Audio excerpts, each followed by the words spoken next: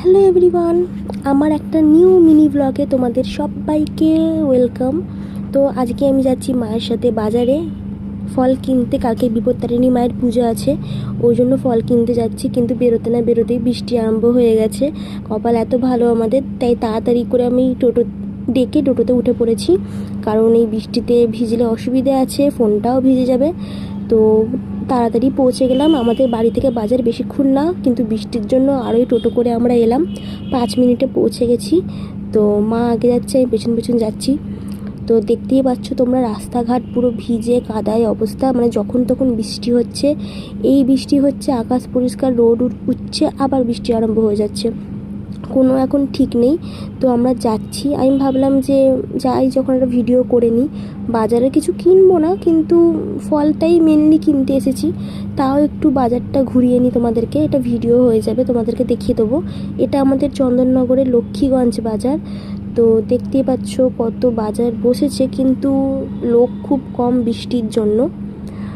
আমরাও কিছু বাজার আজকে নেব না, বাজার আছে বাড়িতে। মেনলি ফলটা কেনার জন্যই এসেছি, না হলে আর কেনা হতো না। কখন বৃষ্টি হবে, বৃষ্টিটা কম ছিল বলেই এসেছিলাম, কিন্তু রাস্তার মধ্যেখানে আবার বৃষ্টি আরম্ভ হয়ে গেছে, কিছু বলার নেই। তো এই দাদাটার কাছ থেকে আমার মা ফল কিনে নিয়েছিল। আপেল, এই ছোটো আপেলগুলো 250 টাকা করে কেজি, বড় আপেলগুলো 300 টাকা করে। আপেল, বেদানা, কলা, নাশপাতি এখান থেকে মা কিনে নিয়েছিল।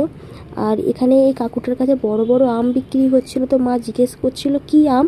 কাকুটা তো নিজের মানে কাজেই ব্যস্ত, নামটার বললো না কী আম। আমি তো আম খাই না, মা একটু খেতে ভালোবাসে, আমার আমের স্মেলটাও সহ্য হয় না, জানি না কেন।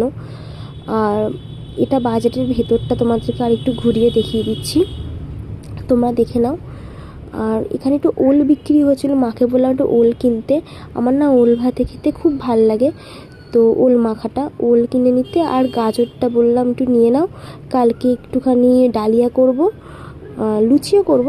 আর এখানে মা একটু আম দেখতে পেয়েছে মনের মতো, ওই জন্য আম কিনে নিয়েছে। আর এখানে মাছের বাজার শুরু হচ্ছে এখান থেকে, তোমরা একটু দেখে নাও। আমরা তো আজকে আঁশ, পেঁয়াজ, মাছ কিছুই কিনবো না, ওই জন্য তোমাদের কিছু দেখাতে পারবো না ভালো করে, কিন্তু মাছের বাজারটা তোমাদের একটু ঘুরিয়ে দেখিয়ে দিচ্ছি যে আমাদের এখানে কি কি মাছ পাওয়া যায়, আর কি মাছের বাজারটা কেমন হয়।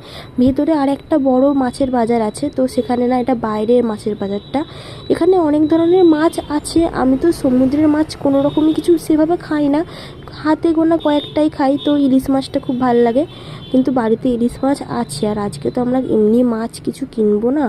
আর আমার বাবা না আমাদের চন্দননগরে আড়ত থেকেই মাছ নিয়ে আসে বেশিরভাগ।